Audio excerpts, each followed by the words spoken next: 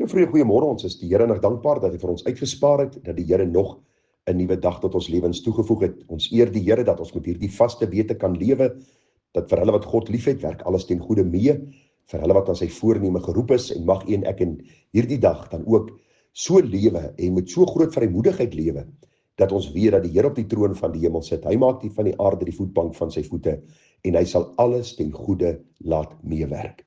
Wat 'n wonderlike sekerheid het u en ek, en hierdie belofte, dat die God aan wie ons behoort, ook ons lewe haarfyn beplan, en ons rig ons voetstappe om hom te verheerlik, en dan ook eer te bring op sy naam. En ag vriende, baie keer gebeur daar dinge in 'n dag wat ons nie verwag nie, baie keer dinge wat ons doen, wat God se vaderhart bedroef, en dit in alles leer hy ons, dat hy besig is om te vorm, om ons voor te berei vir sy heerlikheid. Nou wil ek vanmôre groet met baie besondere gesang, is 'n onbekende gesang, maar die woorde is kosbaar, en is eintlik maar in die vorm van 'n vraag elke keer. En kom ek lees vir julle 'n vers of 2, dan kom ons by vanmôre se oordeenking uit. Gesang 232 sê, wie kan die wonder ooit deurgrond? God gee in Christus lewe die toegang tot sy heilsverbond. Wat kan ons dan laat bewe? Die wonderlike vraag wat gevra word, dat ons nooit die wonder van Christus se vleeswording kan deurgrond nie, maar die feit dat ons deel is van sy heerlikheid, is daar niks meer wat ons voor hoef te bewe nie. Niks waarvoor ons bang hoef te wees nie. Die tweede vers, al kan ek die Here se raad op aarde nooit verstaan nie, sou ek deur hierdie liefdedaad my weg nie juigend gaan nie. En eenvoudig sê die skrywer hier dat dikwels gebeur daar dinge met ons, en ons verstaan dit nie altyd nie, ons kan dit nie altyd pyl nie, maar een ding weet ons, omdat God alles ten goeie laat meewerk, kan ons pad juigend dan vorentoe gaan. En dan hierdie wonderlike derde vers sê, ek is my Heer se eiendom, ek sal die lewe erwe, dit is my krag totdat hy kom, my troos ook in my sterwe. En ag, hierdie lied sluit so baie mooi aan by vanmôre se oordeenking, want u sien, vanmôre se oordeenking gaan juis oor die gedagte, hom tot niet kon maak wat mag oor die dood het.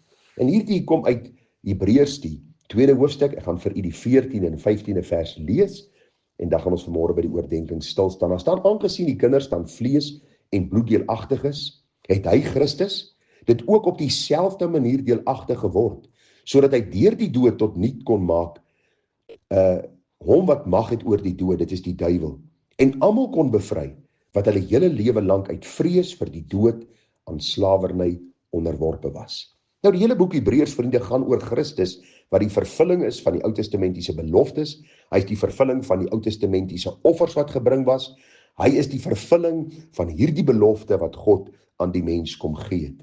Hy is God wat mens kom word het, en hy het in tyd gekom, vriende, hy het in ons wêreld ingekom, God het mens kom word, om onder die mens te lewe, om vir ons te wys die heerlikheid van God, die genade van God, die barmhartigheid en liefde van God.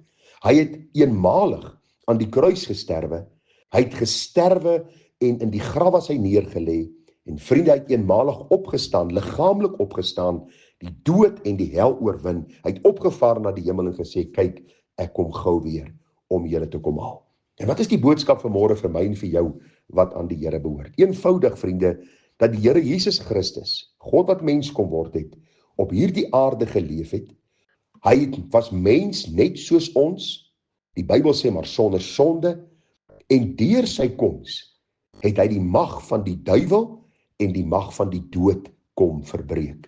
Daarom, die wat in Christus is, het nie meer nodig om die dood te vrees nie. En tog, vriende, beleef ons dat soveel mense, kinders van die Here, soveel mense met wie jy praat, wat bely hulle behoort aan die Here, die dood vrees. Ek onthou, my seun het op 'n stadium gesê, pa, ek is nie bang om dood te gaan nie, maar ek wil nie graag daar wees as dit gebeur nie. So tong in die kies, die gedagte dat almal het maar 'n mate van 'n vrees vir die dood. Maar nou sê die Bybel, met die koms van Christus, met sy lewe, sy sterwe en sy opstanding en sy hemelvaart, het hy hierdie mag kom verbreek wat Satan oor ons gehad het, want u sien, die vrees vir die dood was as gevolg van die sondeval. Hierdie sondeval wat in die wêreld ingekom het die dood na vore gebring, en vriende, logies saam met dit is daar die vrees vir die dood, want as jy sterwe, waar toe gaan jy? Ek dink selfs die grootste ateïs weet dat ons lewe nie hier gaan ophou nie. Elkeen weet dat ons rekenskap van ons lewe gaan gee na hierdie lewe op aarde. Na ons dood gaan ons rekenskap gee. Ons gaan voor die Skepper God, op wie se aarde ons tans woon, rekenskap gee. En daarom sê die Bybel, moet ons as kinders van die Here, weergeborenes, nie in dieselfde vrees lewe as die wêreldling nie. Waarom nie?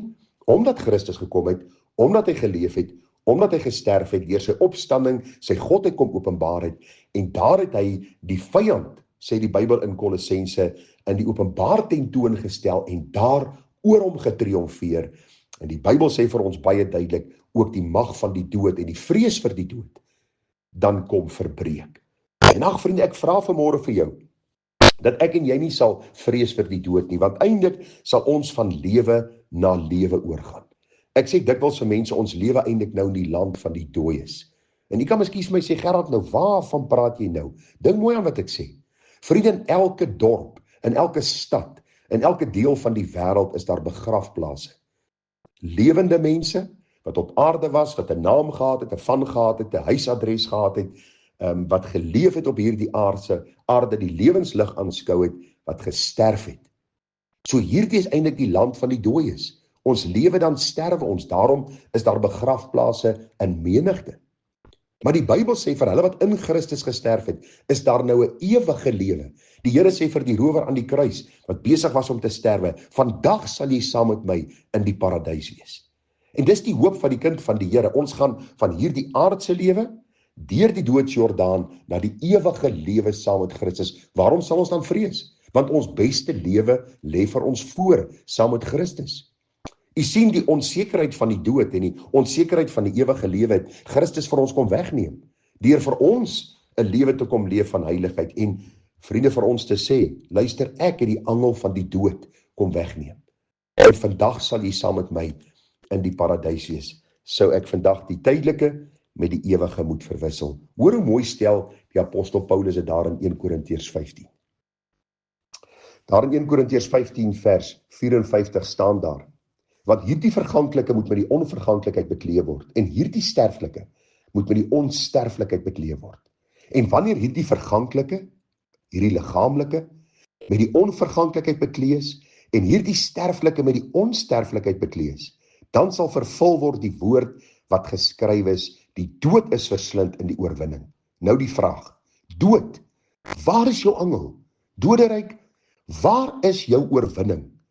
Die angel van die dood is die sonde en die krag van die sonde is die wet, maar God sy dank, wat ons die oorwinning gee deur ons Here Jesus Christus. Daarom vriende, in Christus is ons vas, veilig, verseker, dat ons nie die dood hoef te vrees nie, maar dat ons kan weet dat die dood maar net nog 'n deur is wat oopgemaak word, om in die heerlikheid van die Here in te gaan.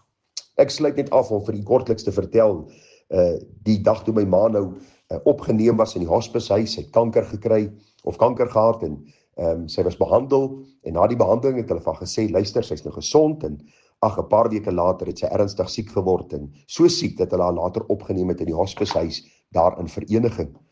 En ek onthou die laatmiddag het my pa gekontak en gesê, luister, jou ma het afgesterwe, en ons het deurgery Vereniging toe, en toe ons daar in die kamer kom, was die arms afgebind gewees reeds, en sy daar op die bed gelê, en toe ek my moeder so kyk, toe is daar net een vers in my hart, wat na vore kom, dood, waar is jou angel, doderyk, waar is jou oorwinning? God sy dank, wat ons die oorwinning gee deur ons Here Jesus Christus. Want jy sien, my ma die Here gedien, en ek het geweet, die oomblik toe sy sterwe, toe sy vry van haar pyn, vry van haar siekte, vry van al die angste en die vrese en al die dinge wat sy beleef het op aarde, en sy is nou in die heerlikheid van die Here. Ag, hoe wonderlik vriende, om hierdie groot waarheid raak te sien. Mag en ek versterk word daardeur vanmôre, dat ons vanmôre kan weet, Christus het tot nuut kom maak, die mag van die dood, die heerskappy van die vyand oor ons lewe, en in hom is ons vry, en sal ons in sy heerlikheid wees. Mag dit u motiveer om vandag voluit te lewe, want as een van die groot predikers gesê het, die kind van God is onsterflik, tot die dag dat die Here hom oproep na sy heerlikheid. Daarom leef voluit, lewe met oorgawe, of jy nog vir 'n dag of 'n week, 'n maand, 'n jaar, 10, 20, 30, miskien nog 50 jaar gaan lewe. Dis vriende irrelevant. Lewe elke dag voluit, met jou oë gefestig op die Here, met die wete, hy's in beheer, en hy het die vrees vir die dood weggeneem. Hy het die mag van die dood tot niet kom maak, omdat hy God is en hy triomfeer. Groete vir u, mooi dagie verder, tada.